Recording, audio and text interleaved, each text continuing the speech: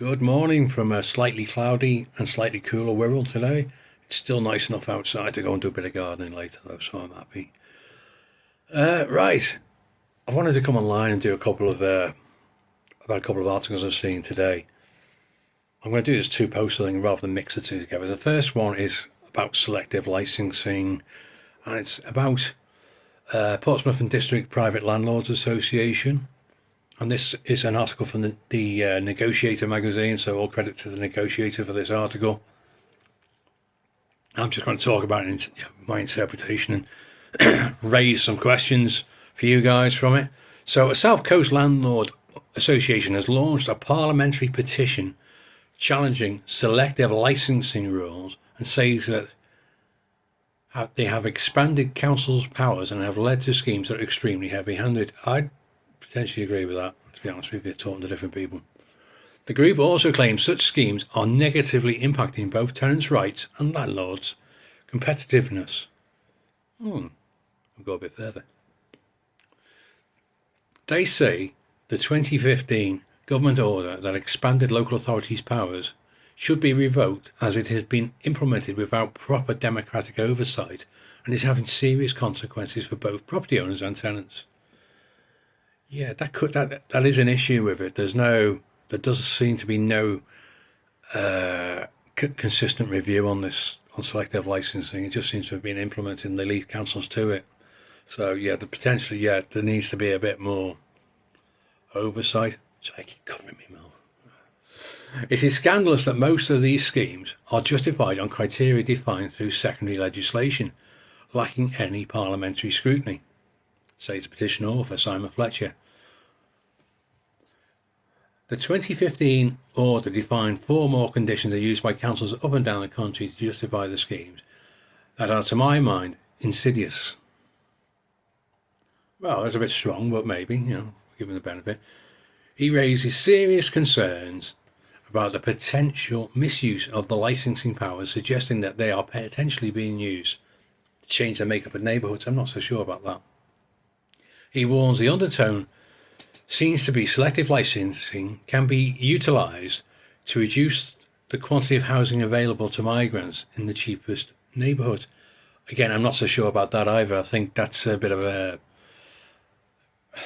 I don't think that's correct, and I don't know what it's got to do with migrants, and I don't think it should have anything to do with migrants, to be honest with you. Let's keep selective licensing, let's keep it general. Migration can be a sensitive issue. My wife's a migrant to this country, pays her taxes, she's a British citizen now. So I think this sort of language they need to be really careful of because it can be so divisive. I have very strong views on people who use migrants as a political bargaining chip, shall we say. I won't get political about that just now, but yeah, as you can tell, maybe I could have a real good rant about it if I wanted to, but I'm not going to here. He argues that many councils are overstepping their authority with other schemes by overinterpreting what powers are construed through the 2015 order in ways that were never intended when it was made law. Fletcher believes that many councils are often implementing these changes to raise revenue rather than improve housing. So I think that is something I'd agree with. I think, having worked inside a local authority, seeing the budgets being cut year on year on year on year, and the constraints there, I don't think my local authority does use it as a revenue raising scheme. I wouldn't say it wouldn't do, but I don't think it does at the moment. But I think, talking to other people around England, I think there are definitely examples of that happening. And because it's so, for those of you who don't know, selective licensing is basically a scheme that's designed to raise the standard of living in poorer neighbourhoods and drive out rogue landlords. And we should all want to drive out rogue landlords. They're bad for our reputation. So I do feel it has a place if used correctly and the fees are set fairly. Whether it should be kept in place forever and ever in these areas, most probably not. It needs to be reviewed. Am I seeing evidence of reviews locally? Maybe, yeah. Yeah, there is definitely some sort of review process going on there. I might not agree with everything they say, but yeah, they definitely review it.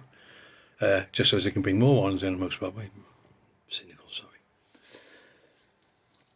But yeah, I definitely know from talking about people around England and Wales that this selective licensing scheme that's supposed to raise housing standards is being brought in to raise revenue. And because it's seen as a self-funding scheme, in other words, the fees that are generated from this scheme pay for the scheme. It doesn't. The funds do not come from other parts of the local authority, central government, etc. They are absolutely, totally funded by the fees from the scheme. So it's a self-funded scheme. So in other words, the landlords are paying for it again.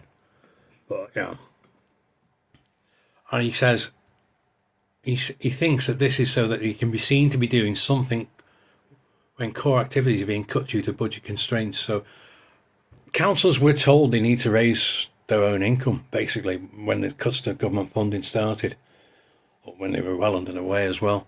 So councils are always looking at ways to raise revenue. Car parking charges is a big one by us. Everyone moans about it, but that's one. You know, people can be real NIMBYs about parking charges. I know if I go around the country that the car parking charges virtually everywhere, and then where I am, they moan about a couple of quid, and I'm thinking, hang on, let's see the bigger picture here. We're actually quite cheaper for car. I'm going off on a tangent as I normally do. We're actually quite cheaper for car parking charges, and you know they moan about the state of the car parks, but they won't pay for car parking. You know, something has to give. And then they complain about the increase in council tax because they don't want to pay car parking charges. Anyway, that's another story. Fletcher adds that some councils are imposing licence fees of over £900 for small flats, and that's obviously wrong there. You know, and let's remember here, your licensing fee is not per landlord, it's per property. So if you've got 10 small flats, it's £9,000. And the fee, I think 5 years, I'm not sure. Someone may be able to tell me in the comments downstairs. I'm going to do a podcast on this as well, selective licensing. Just a brief one, just to give people an overview of it and my thoughts on it and my interpretation of it, having worked in local authorities and a background in being able to look at legislation and tell you the plain English of it, to be honest with you. And he says it's not just landlords going to bear the burden. And what he's saying is that it's going to make rents higher, which I can agree. And it's going to reduce, people are going to have to reduce maintenance costs, which I don't agree on. Let's be clear. Higher rents, I always keep my rents just below market rate. And yeah, if something needs fixing, I do it. Maintenance costs, we shouldn't skimp on maintenance costs. You'll just end up with annoyed tenants, and they'll cause you a problem, and you'll get upset and blame the government and blah blah blah. But it's not actually, this is something I don't actually actively invest in selective licensing areas. In fact, I avoid them because I don't want to pay selective licensing fees. So I invest in other areas. I'd advise you to do the same. Don't get involved in selective licensing if you don't want to pay the fee. The fee in some areas can be quite reasonable, but you need to go in with your eyes open on this. So, when you're looking at property, have you checked whether that property is in a selective licensing area? That's one thing you need to do, because there's a cost to that, which needs to go into your figures. Higher rent, I don't like to exceed the market rent. I always keep my rents below market rate, as I've always said. Just a little below it, just to make it competitive, to make sure that it's seen as fair.